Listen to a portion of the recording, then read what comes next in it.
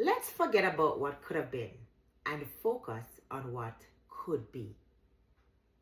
What could have been is way too late for you and me today, my friends.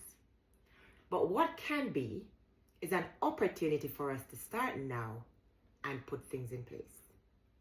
How many of us from time to time look back at our lives and think, if I had only done this, or if I had only moved then, I could have been in such a better place today.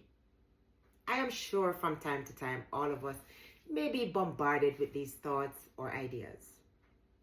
Does it matter though if the time has passed? No. What is important is what you can do today to impact your future. I know I'm guilty of it. And so many times I have sat down and thought to myself, if only I had done this. There's one thing I can think of, and it's moving forward in my professional life. If I had studied this then, if I'd done this additional course, if I had. And while I'm going through all of that, I'm thinking to myself, maybe I'm just too old for this. What's the point?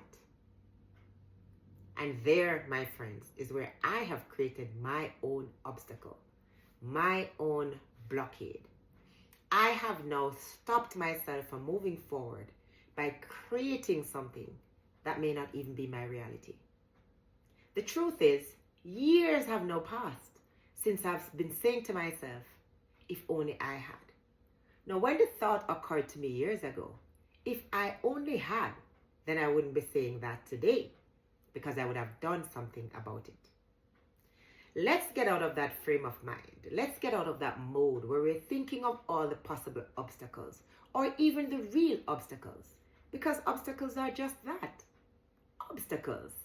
We can overcome obstacles. We can get those obstacles out of the way.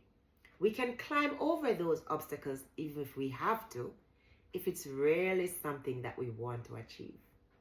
So my friends, stop thinking about what could have been.